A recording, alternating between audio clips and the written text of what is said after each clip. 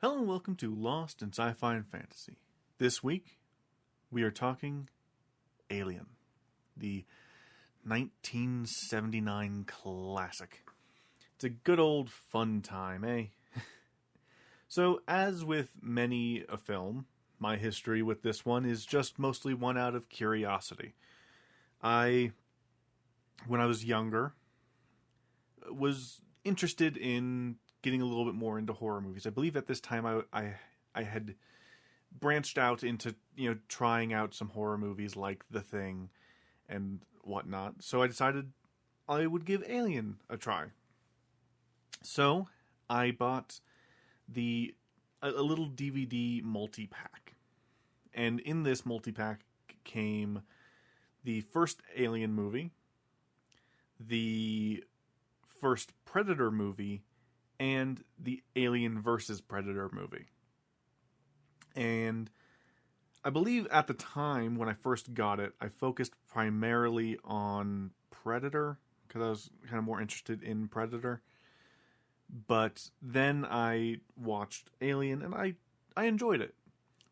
To be honest, it is a fairly slow movie, especially the introductory title sequence, which goes on forever as the letters ever so slowly appear on the screen. It's it's rough. But yeah, that's kind of my general history. I was just kind of interested in watching some classic-ish horror movies, and Alien was relatively high on the list. I have yet to watch the rest, like Aliens. I mean, I've seen at least parts of Aliens in the past. I've also seen parts of Alien 3 and Alien Resurrection, but otherwise I have not.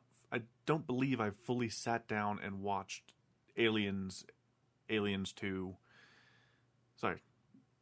Alien 3, or Alien Resurrection in totality. But those are for a future date when I get those. As for the Predator movies, I have watched all of those because I also have a Predator collection which contains Predator, Predator 2, and Predators. I believe I have that collection. I should. But yeah, with that out of the way, let's go ahead and dive on into the plot. So after the excruciatingly long title sequence, we kind of go aboard the Nostromo, which has received a distress signal, and the crew is awoken from their stasis to deal with the issue. I will say that this makes a bit more sense than the very, very last minute awakening that Adam Driver's character gets in 65. Because in 65 he gets a warning like seconds before they hit the asteroids. But anyway, so they're told that they have to investigate, and thus they investigate. They land, but sustain some damage while landing, so some people stay behind to do repairs while the rest of the crew explores. While exploring, Ridley finds that the distress signal is more of a warning to stay away, but is not able to relay this to the rest of the crew.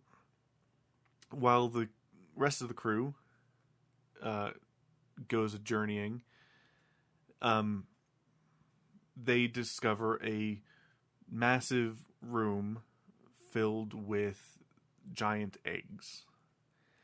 One of them goes up to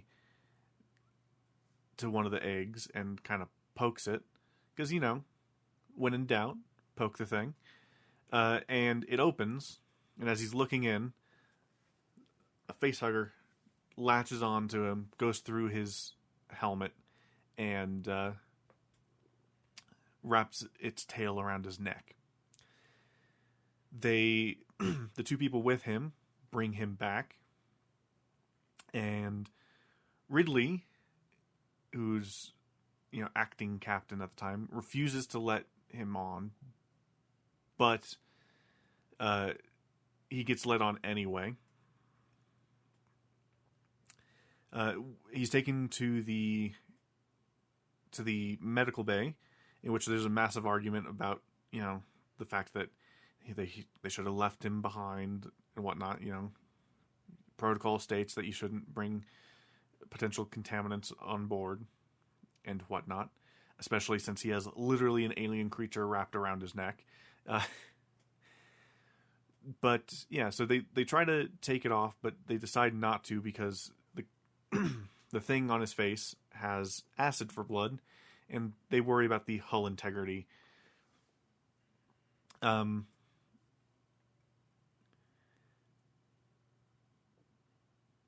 So then they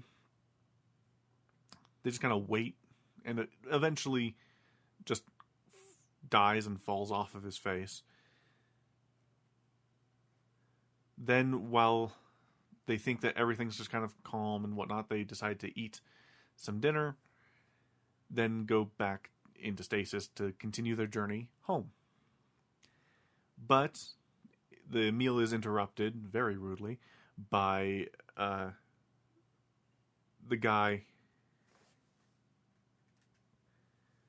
having some intense chest pains.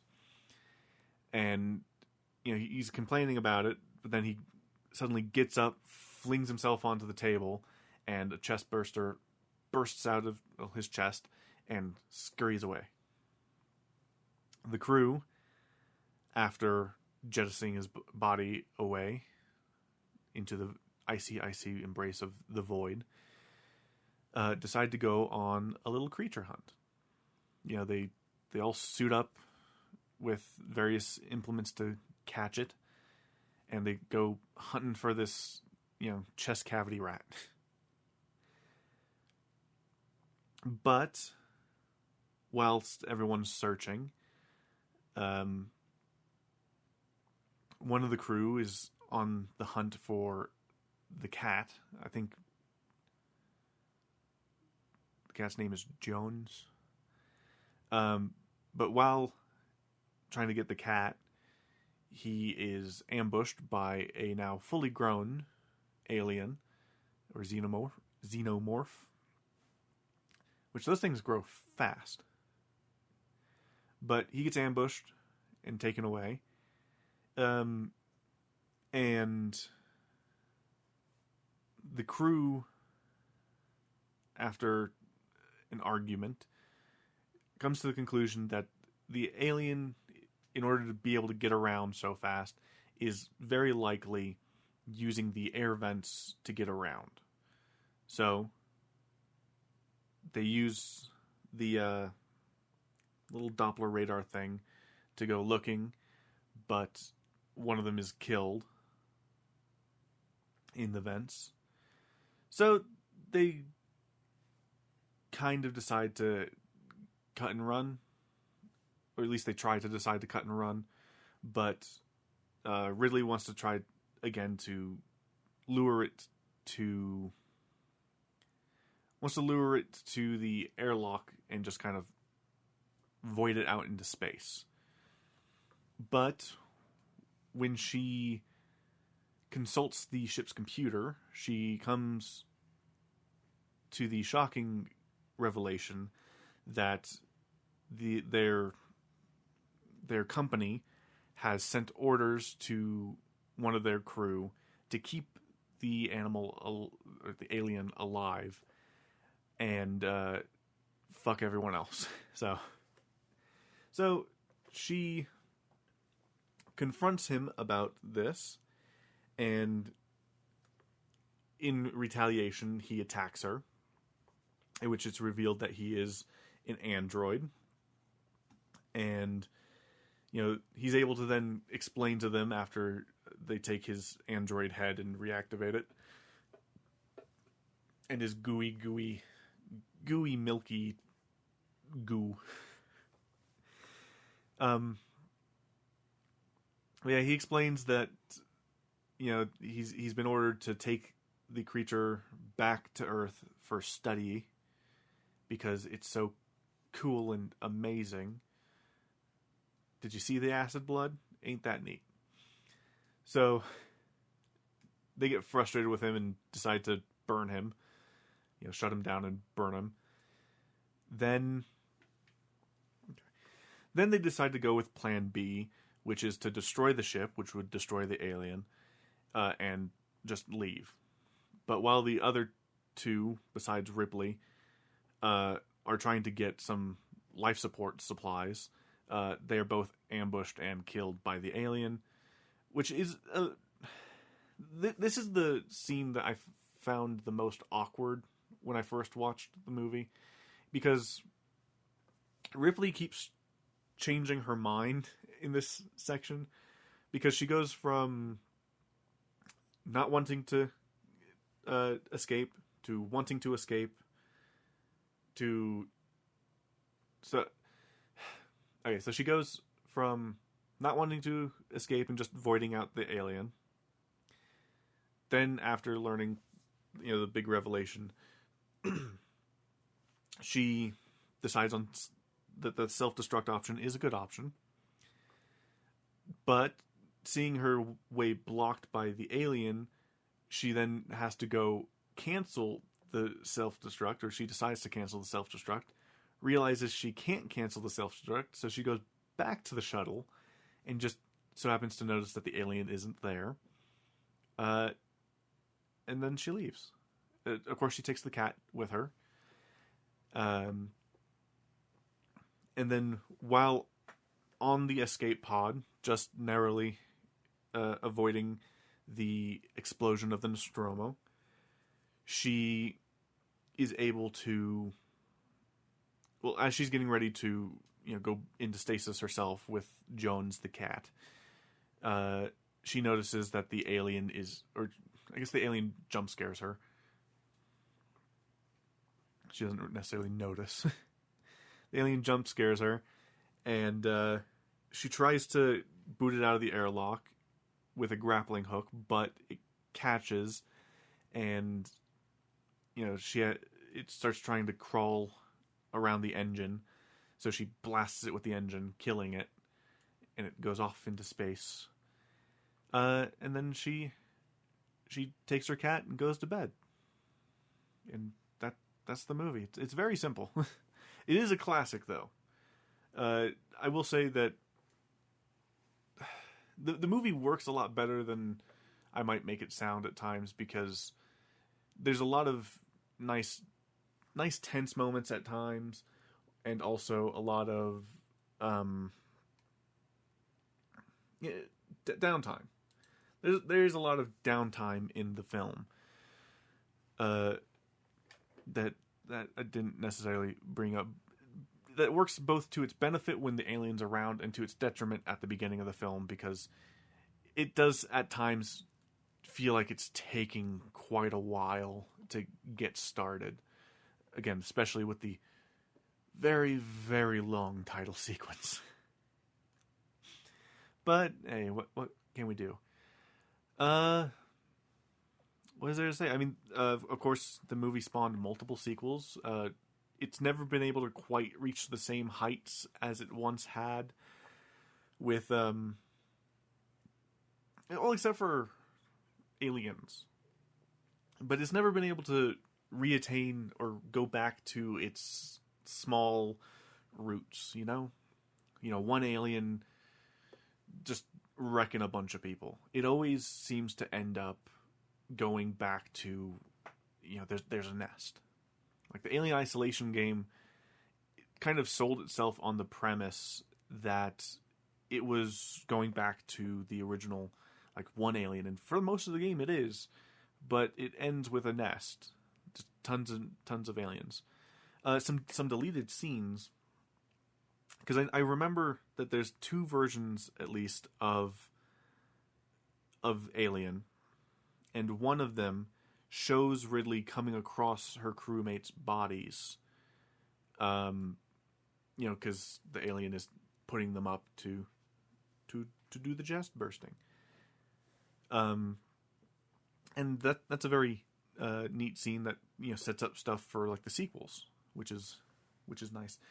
Then the sequels. So Aliens takes the series in a more action-y route, which seems to be kind of the pattern for a lot of these kinds of horror movies, where some, like monster movies, tends to move them more towards major action in the sequels, except for Predator. But on the flip side, Predators kind of does.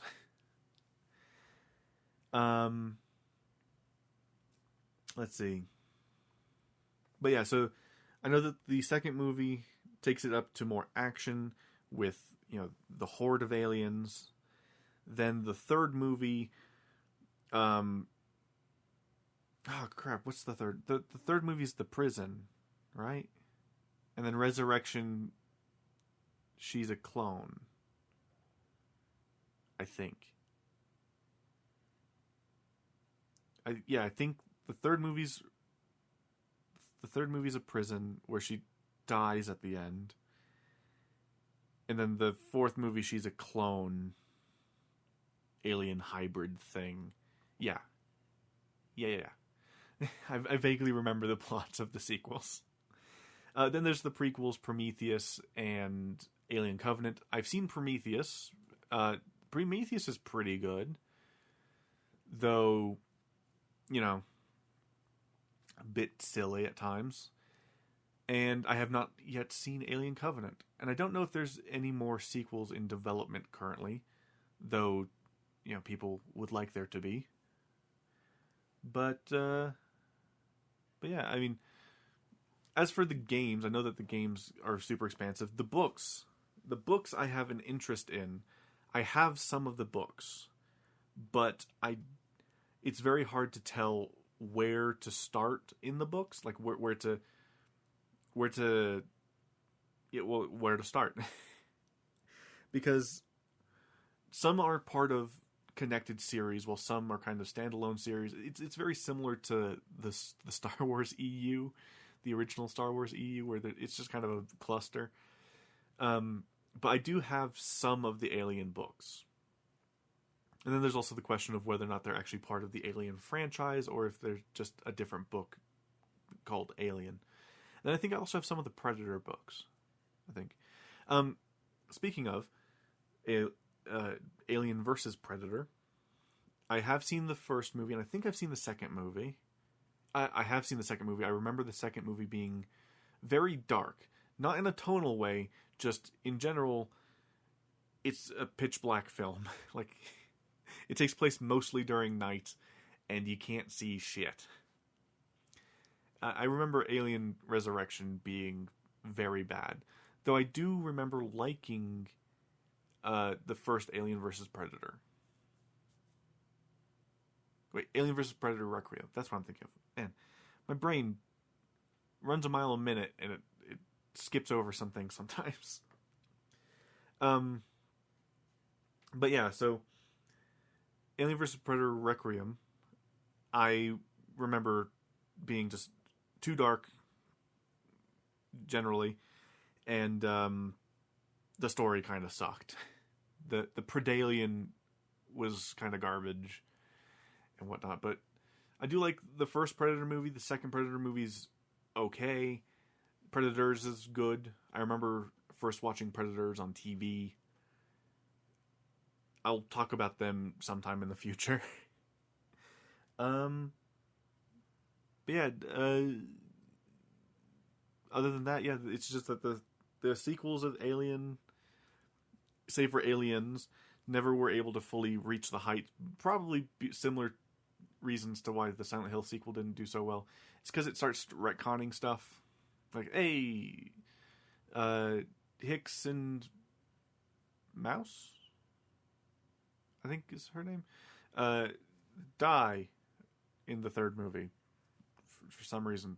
Probably because they couldn't get the actors back. But yeah, it's a bit of a mess there.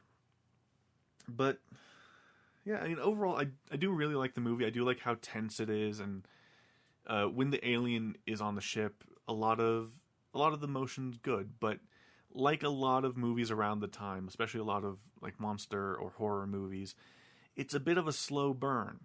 Like, of the 3 movies I've talked about this month, for Halloween, this one's the longest. It runs on for a bit, and you can feel every minute sometimes. Like, I stopped a couple of times to check my phone. But yeah, as for other stuff, again, as I've said the past 2 episodes, and hey, this is the last time I'll be mentioning it, these episodes are pre-recorded. These past 3 episodes have been pre-recorded because I'm out of town. So I had to get this stuff recorded before I left. So again, sorry if they're quite short. Not much I can do about that. Hopefully, I've been streaming nice and consistently, and hopefully, things have been going really well. I don't currently know. I can only hope. But, and hopefully things while working have been also going pretty well. I might have at this point done an adventure update short, or I've at the very least posted some shorts for streams. I've maybe done some Modern Warfare streams. Who knows? Maybe I've streamed a horror game. I don't know. These are all things I'll find out in the next 3 weeks. But yeah, it's a good old time. It's a fun time. It's a time. As for next week's episode is both Halloween Party, the book by Agatha Christie, Poirot, and A Haunting in Venice. Now, I technically this month could have, instead of doing... there's a lot of things I could have done. Like, I just found out that I could have done the 80s Blob, which would have tied in nicely to last year when I did the original 50s Blob. But oh well. It'll have to wait. It might come after Halloween Party, to be honest, because I don't really have much planned for November. But yeah, so I might end up doing the 80s Blob down the line, because I have access to it. I finally found access to it, so it's coming. But yeah, no. I could have done Murder on the Orient Express, Death on the Nile, and then Haunting in Venice / Halloween Party. But Halloween Party kind of stands on its own. Like, it's part of the continuity of... Or I guess Haunting in Venice stands on its own. Because it's part of the continuity of the other 2 movies. But as an adaptation, it only takes bits and pieces from the book, according to the screenwriter himself. Because at the beginning of my copy of Halloween Party, which they've rebranded or started printing under the title A Haunting in Venice, even though the book's not set in Venice, he mentions his process for this adaptation. So I'm excited to go into that after I read the original story, so I can kind of compare and contrast what it is. Because supposedly, I'll get into it next week, or in my timeline about 3 weeks from now. I'm very excited, but yeah. Anywho, though, with that said, hopefully you have enjoyed this episode of Lost in Sci-Fi and Fantasy. Feel free, if you're on YouTube, to give it a like, comment, or subscribe if you would like. Or if you're on any podcast catcher of your choice, feel free to rate and review it. Share it with your friends. Tell people that this exists. And if they want to listen to it, they can. But yeah, other than that, I think that's going to be it for us today. Again, very short. Hopefully the next episode will be quite a bit longer, because I'm not only talking about just the movie. I'm talking about the movie, the book, some of the stuff behind the scenes of the movie, kind of. I'll probably also talk about the other movies and books, because I've read them all, and I've watched them all, so I'll probably talk about them a bit. So the next episode is definitely going to be a lot longer. But with that said, once again, thank you guys so much for listening, and I will talk to you guys next week. Goodbye.